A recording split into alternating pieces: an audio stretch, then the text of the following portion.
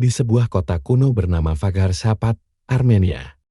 Berdiri salah satu kompleks rohani tertua dan paling suci dalam sejarah kekristenan dunia, Katedral Ekmyadzin, gereja-gereja kuno di sekitarnya, dan situs arkeologis Svartnot, sebuah pusat iman, budaya, dan identitas bangsa Armenia, yang hari ini ditetapkan sebagai warisan dunia UNESCO.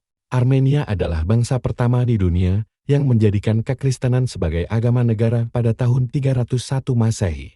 Keputusan bersejarah itu melahirkan pusat rohani baru, sebuah tempat yang dipercaya dipilih langsung melalui sebuah penglihatan suci. Menurut tradisi, Santo Gregory the Illuminator melihat Kristus turun dari langit, menghantam tanah dengan cahaya ilahi, dan memberi tanda lokasi di mana gereja pertama harus dibangun.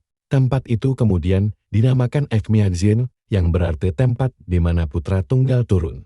Disinilah berdiri Katedral Ekmyadzin, pusat gereja apostolik Armenia dan kediaman Katolikos, pemimpin tertinggi gereja Armenia selama lebih dari 17 abad. Katedral ini telah melalui lapisan sejarah panjang, dibangun pada awal abad keempat, direnovasi, diperluas, dan diperkaya seni liturgi yang menjaga jejak spiritual dan budaya bangsa Armenia. Di dalam katedral tersimpan relik suci yang sangat dihormati, manuskrip kuno, dan benda liturgi berharga yang menjadi saksi iman umat Kristen sepanjang waktu. Setiap tahun ribuan peziarah datang dari seluruh dunia untuk berdoa, mencari kedamaian, dan merasakan kehadiran sejarah. Di sekitar Ekmyadzin berdiri 3 gereja kuno lainnya, masing-masing dengan kisah iman dan pengorbanan. Gereja St. Hripsim dibangun pada awal abad ke-7, mahakarya arsitektur Armenia dengan kubah silang monumental yang menjadi model gereja Armenia selama berabad-abad. Gereja St. Gayan, simbol ketabahan dan kesetiaan, tempat dimakamkannya martir suci yang mempertahankan imannya hingga akhir hayat. Gereja Soghakat, penanda tempat di mana para martir perempuan Armenia melihat cahaya surgawi sebelum dipersekusi karena iman mereka. Semua bangunan ini menjadi satu kesatuan spiritual, jejak sejarah gereja kuno yang membentuk wajah kekristenan timur.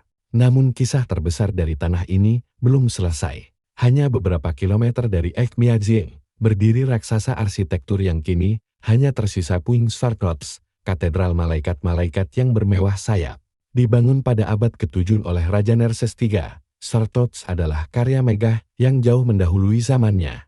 Berkubah besar, berbentuk lingkaran raksasa bertingkat, dengan detail artistik yang terinspirasi dari Syria, Mesopotamia, dan tradisi Armenia. Pada masanya, bangunan ini berdiri sebagai simbol kekuatan rohani dan politik.